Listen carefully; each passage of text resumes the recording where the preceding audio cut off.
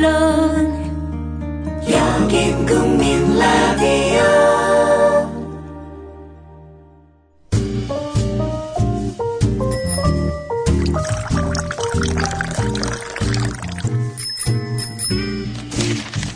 아침 신문 귀로 읽기 김용민 PD의 조간 브리핑. 네, 6월 19일자 조간신문 주요 기사 살펴보겠습니다. 김용민 PD의 조간 브리핑. 안녕하십니까? 네, 안녕하십니까? 예.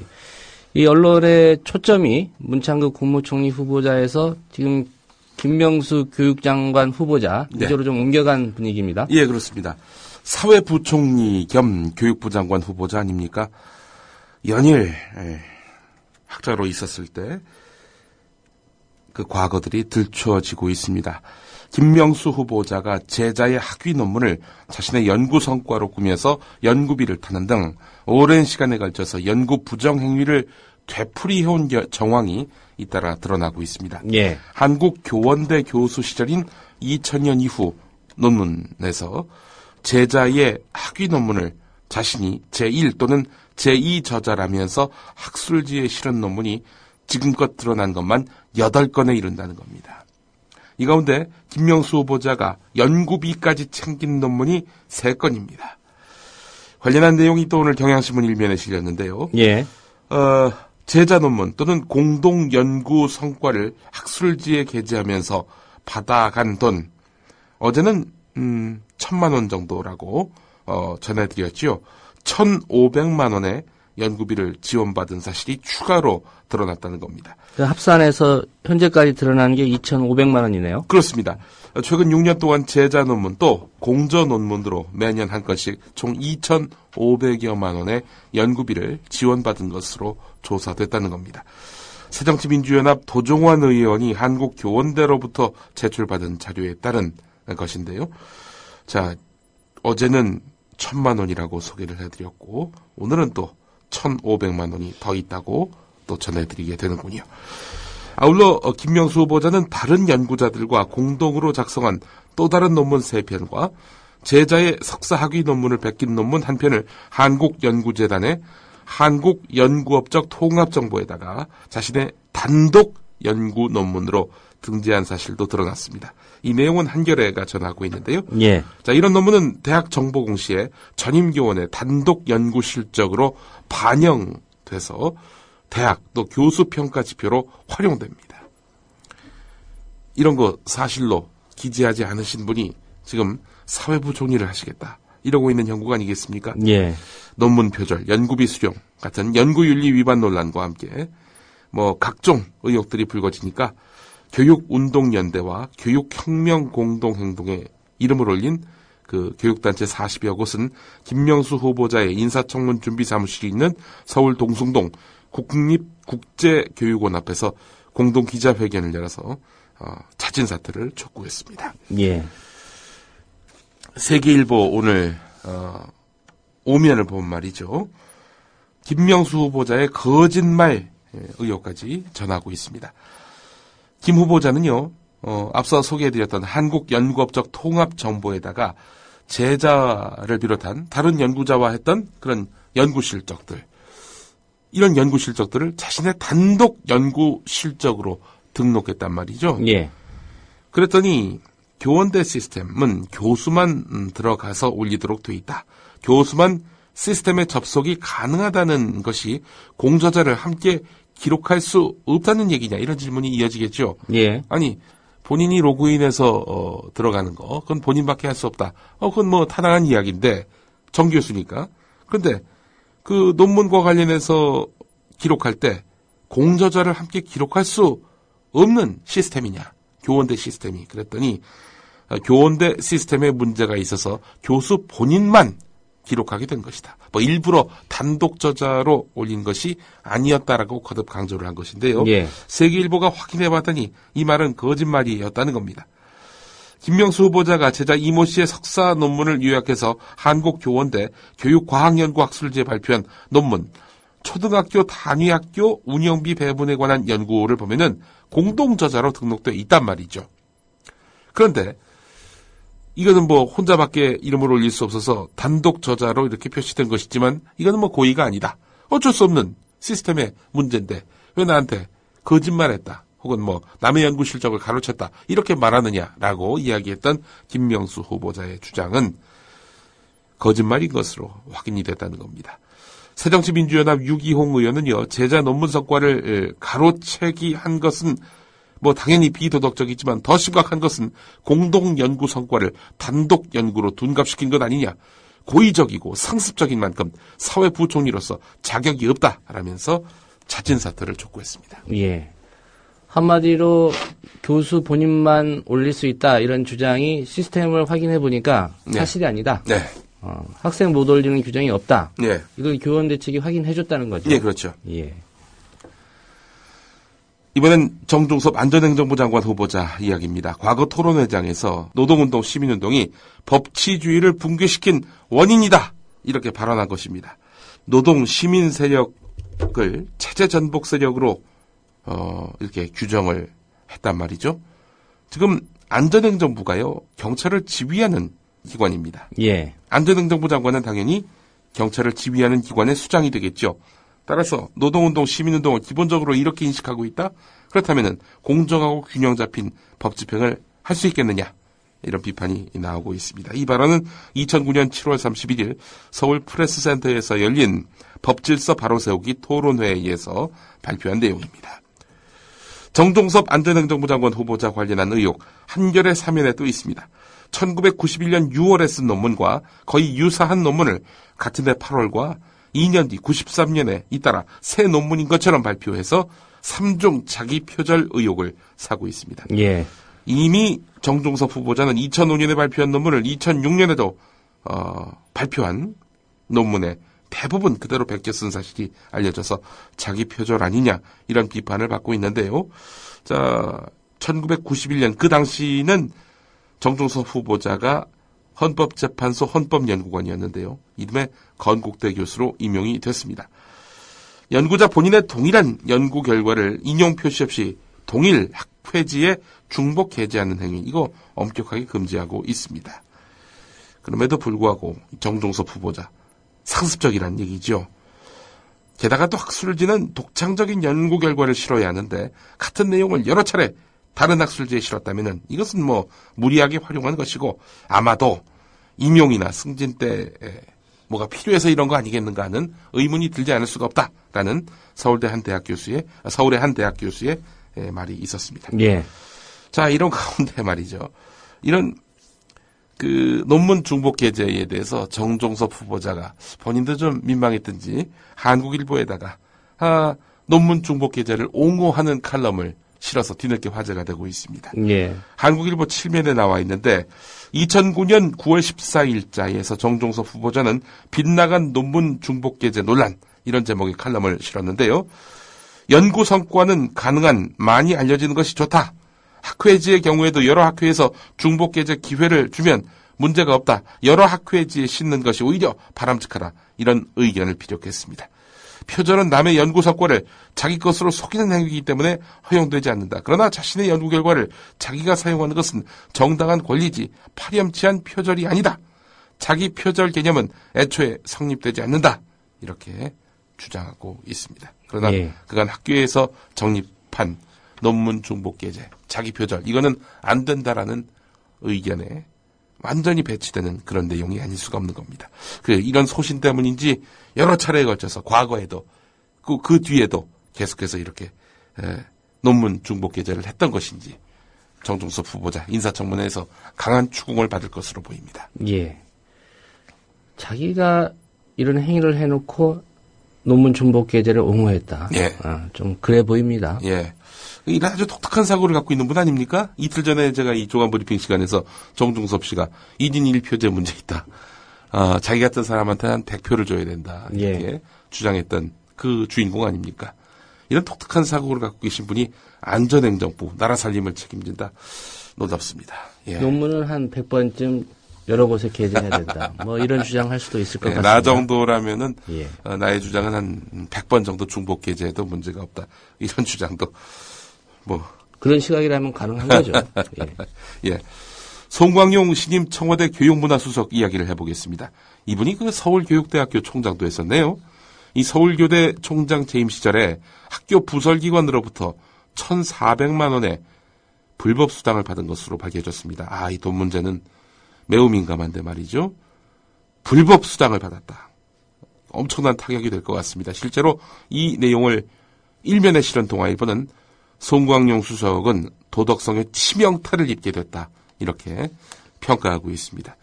동아일보와 채널A 공동취재팀이 박홍근 새정치민주연합 의원실로부터 입수한 교육부 감사관실 자료에 따르면 송광용 수석 등 서울교대 그리고 평생교육원 관계자 17명은 송광용 수석이 서울교대 총장 재임 기간인 2007년 8월부터 4년 동안 평생교육원으로부터 수차례에 걸쳐서 4,980만 원을 수당 형식으로 받았다는 겁니다. 예. 송광용 수석이 가장 많은 1,400만 원을 챙겼고 평생교육원장이 1,320만 원, 팀장 한 사람은 1,145만 원, 총무과장은 550만 원, 총무과장은 170만 원을 가졌다고 합니다. 자, 이들은 평생교육원의 예산 일부를 방과 후 자격검정시험 관리수당 등의 형태로 빼돌린 것으로 알려졌습니다. 평생교육원, 잘 아시죠? 지역 주민과 직장인에게 자기 발전을 위한 평생학습 기회를 제공하려는 목적으로 1995년 서울교대 부설 사회교육원으로 출발한 기관인데 원장은 서울교대 보직교수가 맡고요. 총장이 임명하는데요.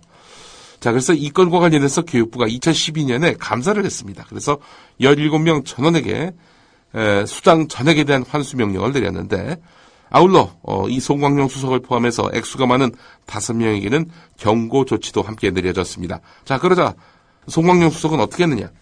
이거는 이의 신청감이다 해서 이의 신청을 했습니다. 평생교육원의 초과 수입 증대를 위해 특별히 노력한 게 있기 때문에 보상적 경비로 지급받았다. 아니 그런데 불법적으로 받아갔다고? 날 뭘로 보고 하면서 이제 이의 신청을 했는데요. 예. 기각됐습니다.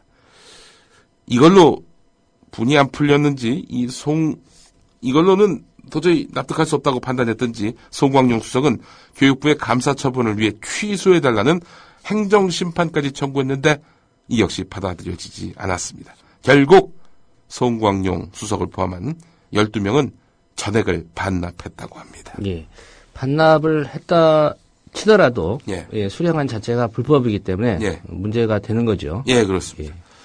이렇게 교육부 감사 결과를 통해 문제가 있는 인물 이미 드러났음에도 불구하고 이런 사람을 교육문화수석이 갖다 앉힌다? 대체 청와대 검증팀은 뭐 하고 있는 건지 이 틀림없이 이것도 논란이 될 것이고 그 돈을 또 불법 수당한 거 아닙니까? 국민 감정은 과연 어떨지 이런 것들에 대해서 감안을 안 했다는 건가요? 그래서 지금 청와대 검증팀이 과연 있기는 한 것인가라는 의문을 지금 자아내고 있습니다. 현 정권이요. 경향신문 5면을 보니까 말이죠. 표절, 평판 등 기본조사도 안 한 청와대 검증팀 존재하기는 하는 것인가 이런 제목의 기사를 실었습니다. 예. 문창극 지명자 이야기가 여기서부터 또 나옵니다. 문창극 총리 지명자는 과거 강연과 칼럼에서 드러난 역사관 문제로 낙마 가능성이 커지고 있는 상태지요. 문창극 후보자가 낙마한다면은 안대희 전 총리 후보자에 의해서 총리 후보가 연거푸 탈락하는 상황이 됩니다. 문창극 지명자 30여 년을 언론인으로 일하면서 칼럼을 쓰고 강연을 했는데 말이죠. 그렇다면 그의 국가관, 역사관 충분히 검증할 수 있었을 텐데 안대희 총리 후보자가 고액 수임료 문제로 낙마를 한 터인지 재산, 병역에만 이렇게 검증을 했다는 거죠. 기본 자질 검증을 그야말로 방치했다는 겁니다. 알아서 별 문제 없이 잘 지내오셨겠지 이렇게 판단을 했다. 청와대 검증팀은 있을 필요가 없는 거 아니겠습니까? 김명수 교육부 장관 내정자 같은 이런 이기 내각 핵심 인사들의 논문 표절 문제도 매우 심각합니다.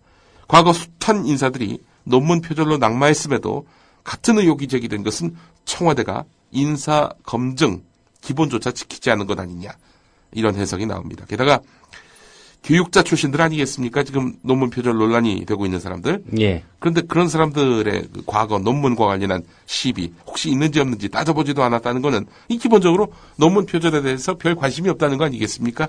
그도 그럴 것이 첫 청와대 비서실장을 한 허태열 전 의원.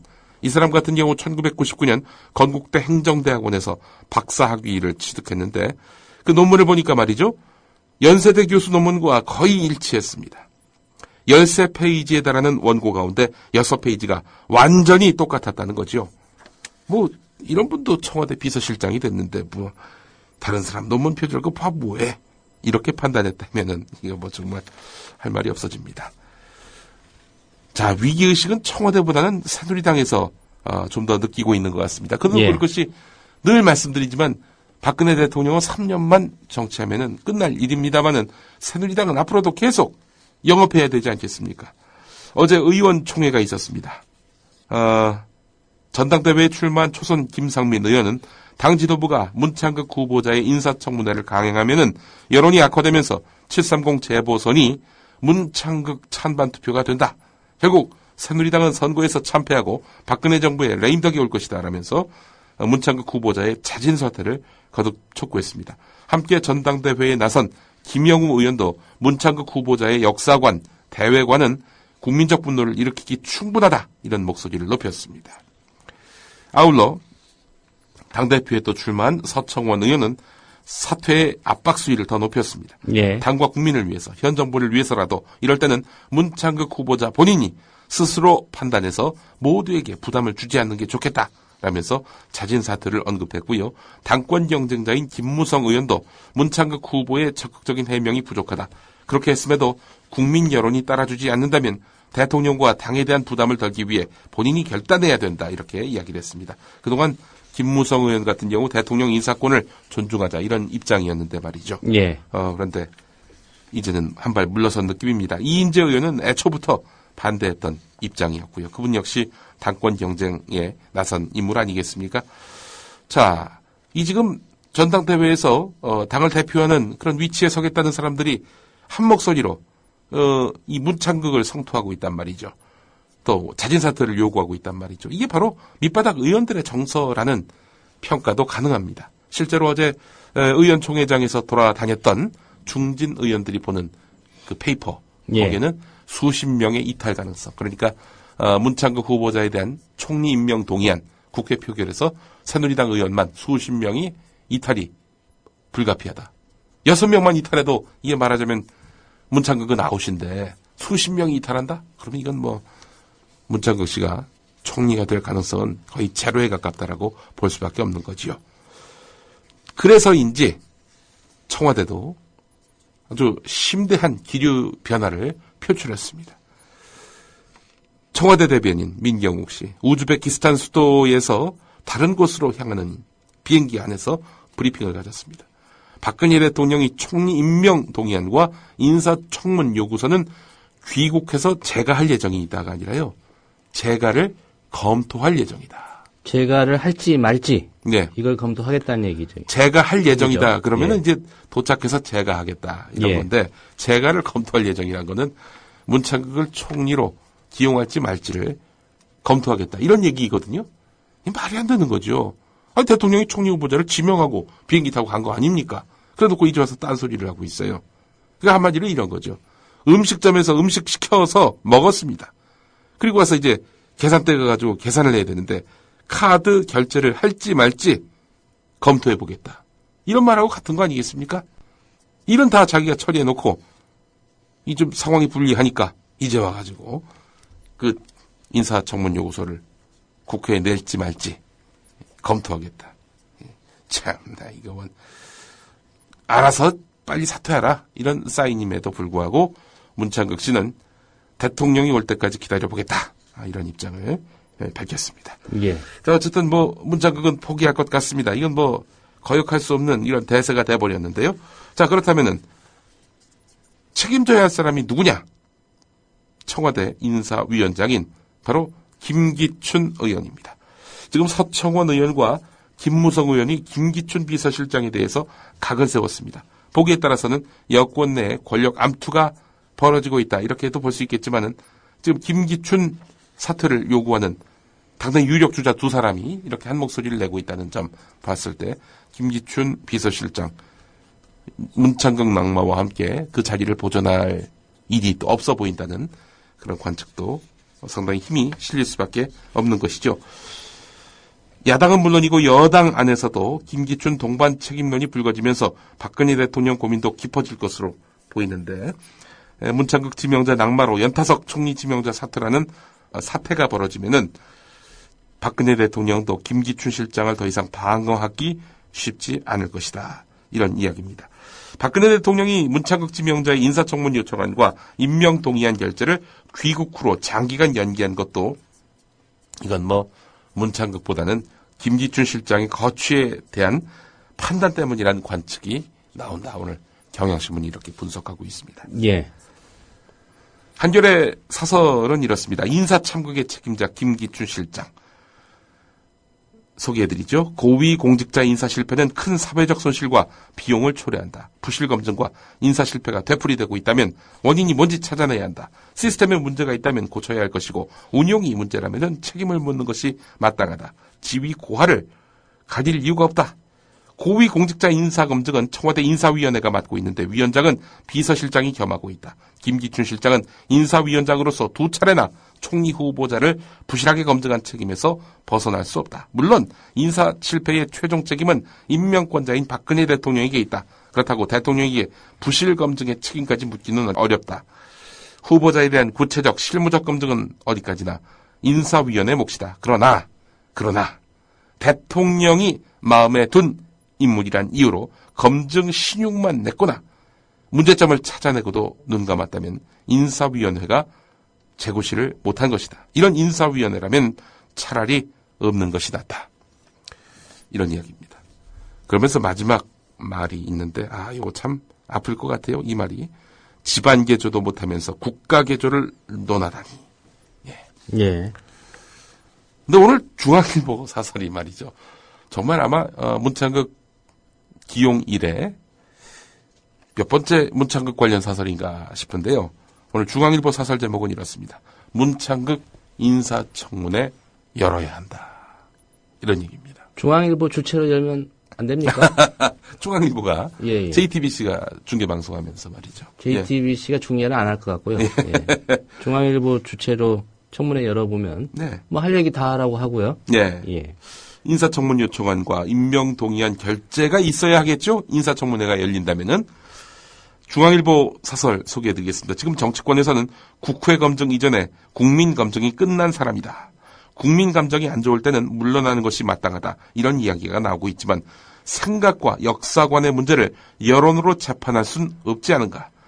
문창극 총리 후보자가 총리 부적격자라면 그건 그것대로 인사청문회를 통해 18명 청문위원회 책임하에 판정해야 한다. 인사청문회라는 법이 정한 제도적 장치가 엄연히 존재하는 만큼 본인과 증인, 전문가의 다양한 주장을 듣고 국회가 직접 판단해야 후유증을 남기지 않을 것이다. 청와대도 후보자를 스스로 지명해놓고 인사청문 요청서는 국회에 보내지 않는 모순 상태에서 벗어나야 한다. 자기 확신 없이 여론과 정치적 계산에 떠밀려서 우왕좌왕하는 불안정한 정권처럼 보인다. 이 중앙일보의 그 기자들이 말이죠. 고참이든 밑에서 아직 현장에서 뛰고 있는 기자든 이거는 나중에 자기가 또 이제 정치권에 진출하거나 고위 공직에 오를 때 자신의 과거 기사 또 칼럼이 이 문제가 되는 거 아닌가, 발목 잡히는 거 아닌가, 이걸 걱정해서 자신의 앞날을 우려한 탓에 이렇게 문창극을 쉴드 쳐주는 건지 그건 알 수 없습니다. 예. 여간 중앙일보의 그야말로 꼴불견 쉴드에 이어서 이번엔 국민일보의 꼴불견 쉴드를 또 소개를 해드리겠습니다. 인천 순복음교회 담임 목사 최성규 목사 아니겠습니까?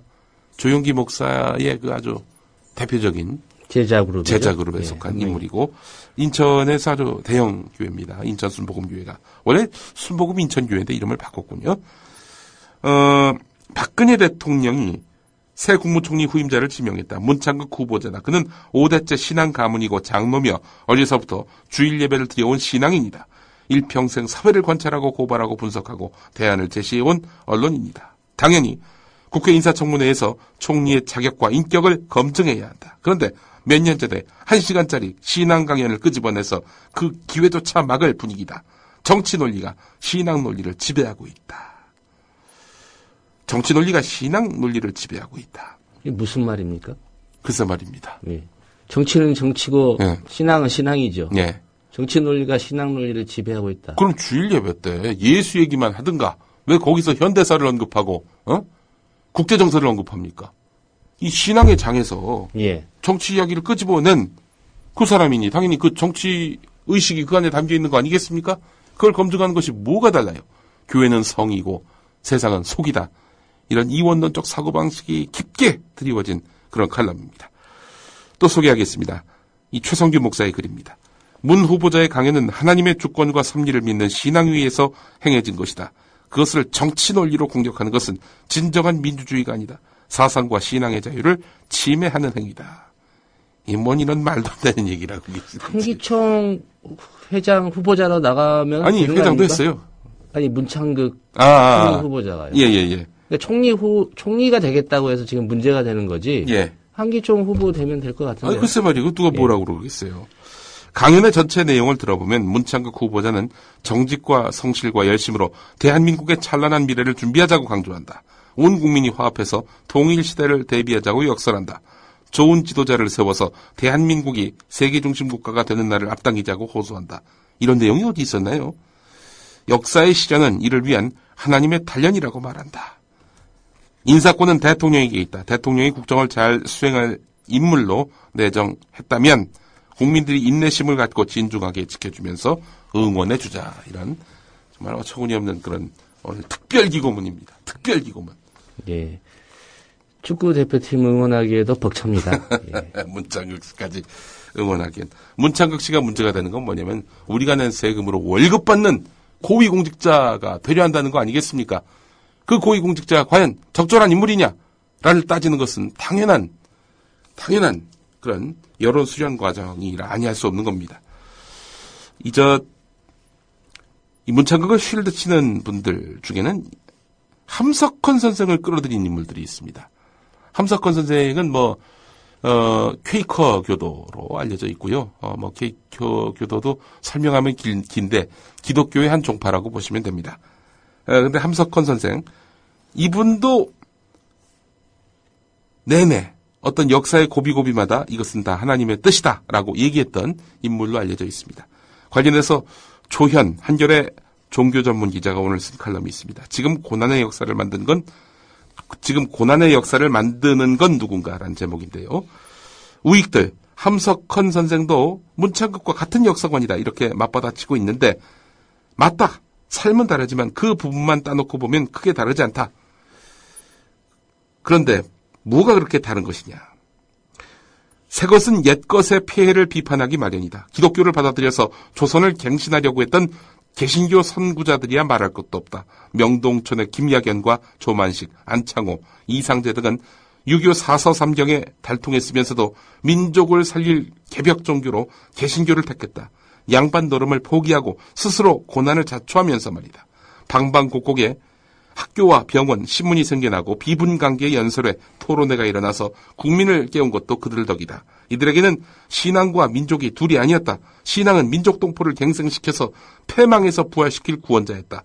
민족은 이 땅에서 예수 그리스도의 정신을 실현시킬 터전이었다. 그러나 3.1운동 정신을 무력화하기 위해 한일합방은 하나님의 뜻이라는 글을 쓴 이완용이나 일제 귀족원 의원을 지낸 윤치호에게 자신은 반드시 영광을 누려야 할 선택자의 꽃, 동포는 이리에게도 바쳐도 좋을 희생양이었다. 윤치호가. 이승만은 이러한 친일파와 손을 잡고 새로운 구세주 미국을 등에 업고 남한을 개신교 국가로 만들려고 했다. 전쟁이 터진 순간까지 전쟁이 났는지도 모르고 가장 먼저 내빼놓고는 엉뚱한 데 화풀이하듯 한두 살 어린아이를 포함한 수만 명의 양민을 살해한 4.3 사건 등 방방곡곡에서 학살극을 벌였다. 이런 그에게서 승리주의 신앙관만 볼 수 있지 동포에는 느낄 수 없다. 함석헌을 비롯한 여러 민족 선각자들 중에 개신교인들, 이 사람들은 기본적으로 하나님의 뜻이다. 우리의 고난은, 이것에는 동포애가 있지만은 이 윤치호, 이완용 그리고 이승만 이를 주종하는 문창극에게는 동포애 따위는 없다라는 것이 바로 조현 기자의 분석입니다. 한편 문창극 후보자가 조선민족이 게으르다라고 한 말은 비숍 여사의 책을 인용한 것이다. 이렇게 해명한 바 있죠. 오늘 한겨레 실론을 보니까 김희재 경인교대 교수의 반박 칼럼이 실렸습니다. 33면에 있는데 비숍이 한국이 게으르다라는 취지로 책을 쓰지 않았다. 비록 한국에 대한 첫인상은 별로였다고 책전반부에 잠깐 언급했지만 한국을 4차례 언급하고 1년가량 전국 방방곡곡을 답사하고는 한국인의 장점과 자연의 아름다움에 대해서 높게 평가했다. 상류층의 부정부패로 국민의 잠재력이 충분히 개발되지 못한 점은 안타깝지만 한국의 땅에, 한국의 바다에, 한국의 역경 속에서도 포기하지 않는 국민들 속에 희망이 있다. 이렇게 역설한 내용들이 있었다는 거지요. 기본적으로 비숍도 남의 동포긴 하지만 동포애가 있었던 인물입니다. 동포애 없는 자들이 남의 말, 선각자들의 말, 이런 분들의 말을 몇 부분 들춰내서 발췌해서 완전히 다른 뜻으로 오독하고 있는 이런 현실. 이것도 또 하나의 역사 왜곡 아닐까요? 네, 오늘 여기까지 하겠습니다. 네, 김용민 PD의 조간 브리핑이었습니다. 잘 들었습니다. 고맙습니다. 국민 라디오 지지하는 4가지 방법 아시나요? 다운로드하기, 별점 주기, 댓글 달기, 구독하기. 국민 라디오를 보다 많은 이들에게 전할 수 있는 가장 손쉬운 방법. 다운로드하기, 별점 주기, 댓글 달기, 구독하기. 잊지 마세요. 다운로드하기, 별점 주기, 댓글 달기, 구독하기.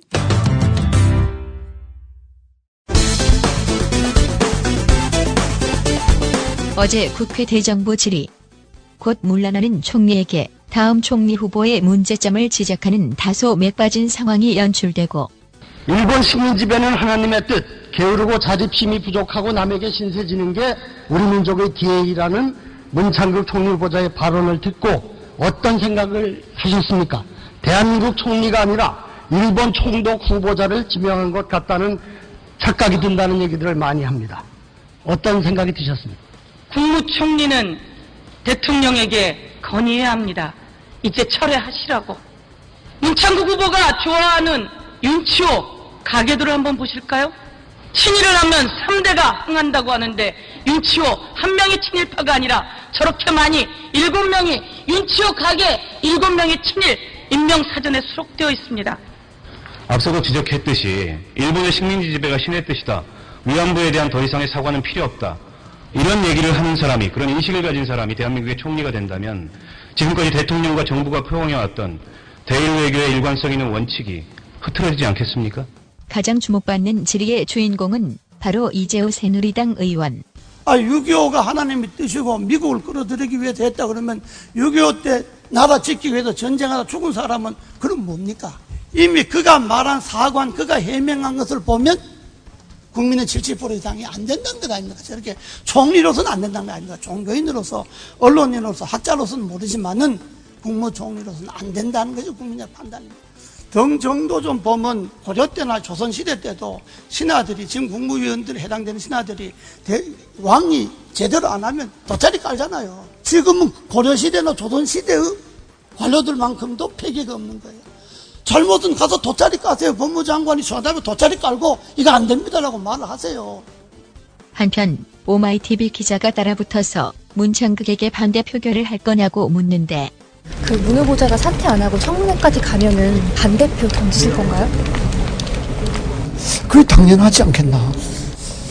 본회의에서 우리가 자유투표를 하니까 지금 현재 새누리당 의석수로는 본회의에서 제적 과반수를 확보하기가 어렵거든요. 한편 인터뷰 직후 새정치연합 의원들이 퇴청하는 이재호 의원을 바라보며, 어서 오세요. 이재호 선배님. 소신대로 동참하세요.